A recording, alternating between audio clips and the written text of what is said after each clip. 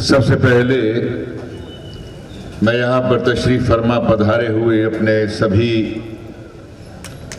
बुजुर्गों को, नौजवानों को बड़े अदब के साथ में नमस्कार करता हूँ, प्रणाम करता हूँ और दिल की गहराई से आपको नमन करता हूँ। अच्छा लग रहा है ये ले गुरु नमस्कार। मेरा भाई, हमारा नेता, हमारा साथी,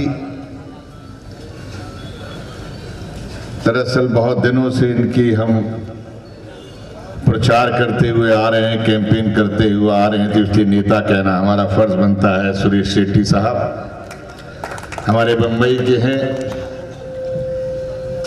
और भाई संतोष जी भी आज यहाँ पर हमें मिले। इस मंच पर कांग्रेस पार्टी के सभी वरिष्ठ नेतागण बैठे हैं।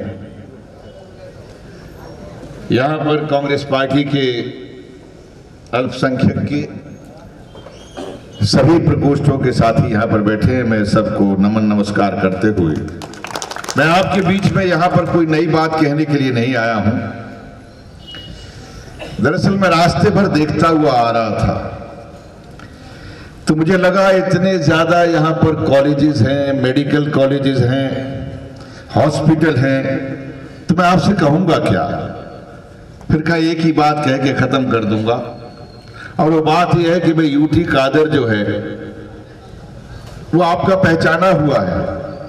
कम से कम उसके बारे में बात करने से पहले कि आपका पहचाना हुआ है, अब तो बीजेपी वाले भी उससे खौफ खाना शुरू हो गए हैं। केंद्र की सरकार ने उसको सबसे बेहतरीन मंत्री का जो खिताब दिया है, हेल्थ मिनिस्टर का भी दिया है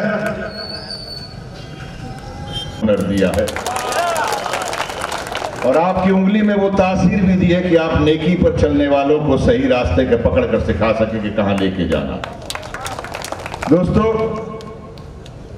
ऐसे लोगों के बीच में खड़ा होकर बात कर रहा हूं जिनका जहन भी, जिनका दिमाग भी दुरुस्त है और जिनकी सेहत भी दुरुस्त है, क्योंकि इतने अस्पताल, इतने कॉलेज बता रहे हैं कि यहाँ का पूरा माशरा जो है, पूरे के पूरे लोग जो है तंदुरुस्त भी हैं, जहनी तौर पे भी, दिमागी तौर पर भी और शारीरिक तौर पर जो देखने को मिल भी रहा है। तो तंदुरुस्त लोगों से मैं सिर्फ इतना ही कहना चाहता हूं दोस्तों, जैसा मेरा भाई कह रहा था कि ये चुनाव सिर्फ जो है यूटी कादर का नहीं है। ये सुरेश शेट्टी जी, आप आपके कांग्रेस के नेता या हमारा ये मंच आपके बीच में बैठकर आपसे गुहार कर रहा है, आपसे वोट की अपील कर रहा है, या केरला से हमारे ऑब्जर्वर आए हुए हैं वो आपके बीच में। हम आपसे ये कहने के लिए नहीं आए हैं कि यूटी कादर को जिताइए, हम आपसे ये कहने के लिए नहीं आए हैं कि सरकार जो है सिद्धि रमैया की बनाइए, या हम आपसे ये कहने नहीं आए कि कांग्रेस पार्टी की सरकार बनाइए। हम तो सिर्फ ये कहने के लिए आए हैं कि हुनरमंद लोगों, पढ़े लिखे लोगों, इस समझदार लोगों, कर्नाटक के लोगों, यो कर्नाटक है जहां पर मैं रास्ते में आ रहा था, जब उडुपी जा रहा था तो रास्ते में देखा दो जगह, मुझे खुशी हुई, सल्यूट किया, सलाम किया, गाड़ी से उतर गया नीचे। जब मुझे किसी ने कहा कि ये बप्पा बेरी है और ये दुर्गा परमेश्वरी का मंदिर जो है ये सामने, मैं उतर गया वहां।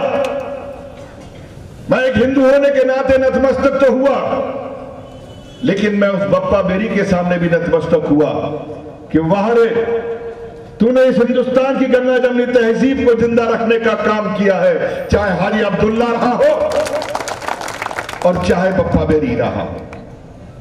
और कितनी खुशी की होती है कि जब मां दुर्गा का जब मेला लगता है तो बप्पा बेरी के आदमी खानदान उनके घर के सामने से होकर निकलता है, वहां से शुरुआत होती है। तो मैं आपको क्या बताऊं कि भाईचारा क्या है, मैं आपको क्या बताऊं कि यकजहती दोस्ती क्या है।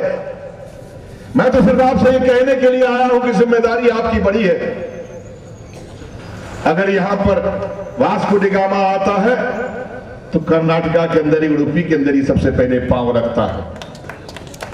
अगर यहां पर आने वाला, अगर यहां पर कृष्णा टेंपल के अंदर, कृष्णा मंदिर के अंदर अगर चर्च की जगह दी जाती है तो ये हिंदुस्तान की रवायत को जिंदा करता है। ये उस प्रदेश के अंदर मैं आपके बीच में आया। दोस्तों, मैं अपने स्वार्थ से आया, मेरा अपना स्वार्थ है। उत्तर प्रदेश से एक आदमी आता है यहां पर जो कहता है कि मैं उत्तर प्रदेश का मुख्यमंत्री हूं। ये मंत्री रहे हैं, मंत्री की क्या जिम्मेदारियां होती हैं, यूटी कादर की क्या जिम्मेदारी है, मेरे ख्याल उसको बीजेपी वाले भी रिकॉग्नाइज करते हैं और ये जानते हैं कि क्या जिम्मेदारियां होती हैं। मैं उस प्रदेश से आया हूं जहां का मुख्यमंत्री यहां पर आकर लोगों को सबक सिखा रहा है कि अच्छी शुचिता वाली सरकार क्या होती है। थोड़ा सा उसकी शजरा और उसकी पहचान मैं आपको करा दूं। वो जो कपड़े पहनते हैं भगवा, मैं उसका बहुत सम्मान करता हूं, लेकिन भगवा के अंदर क्या है वो उसके बारे में थोड़ा बताना चाहता हूं। मैं यहां से शुरुआत करता हूं, वहां से शुरू करता हूं कि जहां पर जिस मठ के ये पुजारी हैं, जिसके मठ के ये मंदिर के गोरखनाथ जी का वो बहुत महान टेंपल है, उसके पुजारी हैं और उसकी चार दीवारी के अंदर ऐसे बड़े बड़े मेडिकल कॉलेज हैं, अस्पताल है, डिग्री कॉलेज है, वहां पर स्टाफ भी रहता है, वहां पर क्वार्टर्स भी है, वहां पर मकान भी है, वहां पर प्राइमरी के स्कूल भी है और वहां पर एक पोलिंग बूथ भी है। और उस पोलिंग बूथ के अंदर अभी गोरखपुर का चुनाव हुआ, रिजल्ट यहां पे पत्रकार बंधु बैठे, आपने भी पढ़ ही लिया होगा। उस पोलिंग बूथ के ऊपर गोरखनाथ जी की पार्टी को, गोरखनाथ जी का टेंपल का है, योगी आदित्यनाथ जी की पार्टी को तिगने वोट से हारना पड़ा है। यह है उत्तर प्रदेश का मुख्यमंत्री जो आपके यहां आकर आपको समझाने की कोशिश करता है, डराने की कोशिश करता है। मैं इतना ही जानता हूं, वो कौन सा हिंदू है यहां पर, भाई मेरा बता रहा था, हिंदू की बात कर रहा था, ये हिंदू ये हिंदू ये हिंदू।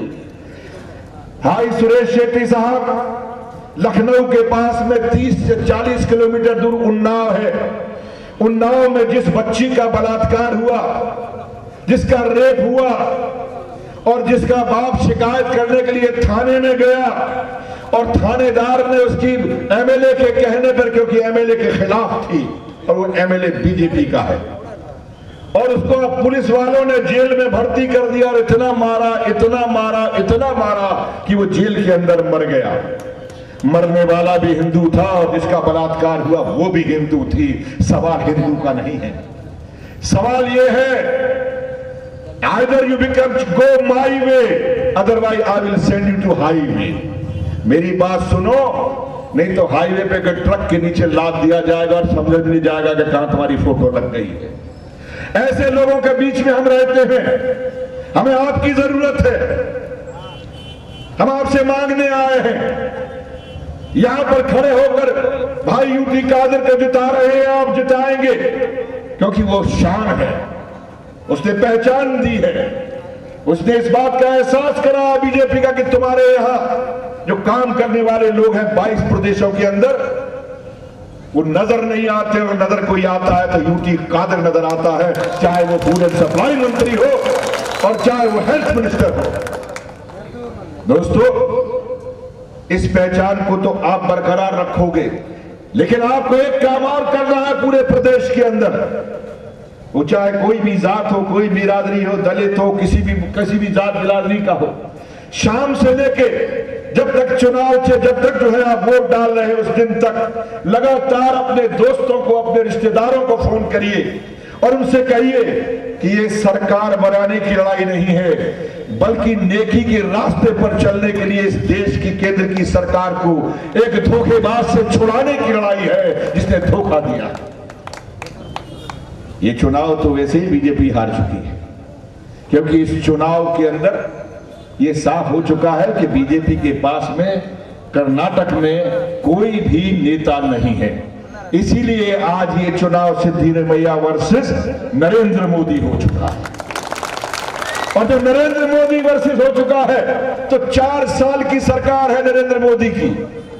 जो उसने 4 साल से पहले प्रधानमंत्री बनने से पहले वादे किए थे, अगर आप में से शऊर वाले लोग भी बैठे हैं, नौजवान भी यहां पर बैठे हैं, अगर उनमें से किसी वादे में से एक भी उसने वादा पूरा किया हो तो आप बता दीजिए, मंच से नीचे उतर के चला जाऊंगा और कांग्रेस के मंच पर खड़ा नहीं होऊंगा।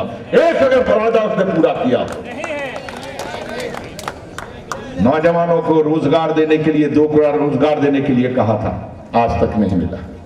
महंगाई खत्म करने के लिए कहा था, आज तक नहीं हुआ। 15 लाख रुपए हर नागरिक की जेब में जाएगा, आज तक नहीं गया। मैं नहीं जानता यहां गया हो, यहां पर पढ़े लिखे लोग हैं, अगर गया तो बता देना। इंदिरा गांधी जी ने गरीब से गरीब आदमी को बैंकों को नेशनलाइज करने के बाद में उनको भी खाता खोलने का अधिकार दे दिया है। मेरे ख्याल से सबके पास में पासबुक होगी।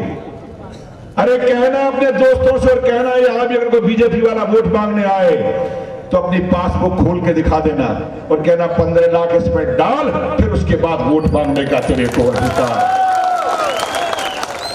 दोस्तों, ये धोखेबाज को आईना दिखाना बहुत जरूरी है।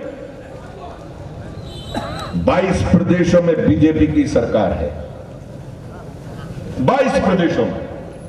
मैं बहुत बड़ी योजनाओं की बात नहीं करूंगा क्योंकि यहां पर तमाम लोग आप जानते हैं क्या क्या किया है। मैं तो सिर्फ इतना ही कहना चाहता हूं, नरेंद्र मोदी जी 22 प्रदेशों में आपकी सरकार है, किसी एक प्रदेश में बता दीजिए कि इंदिरा कैंटीन जैसी कोई योजना है जिसमें गरीब पेट भर के खाना खा सके। बता दीजिए कि आपके यहां कौन सी ऐसी योजना है जो बच्चों को पौष्टिक आहार मिले, बच्चों को दूध मिले, जो यहां पर सिद्धिरमैया ने क्षीर भाग्य जैसी योजना चलाई।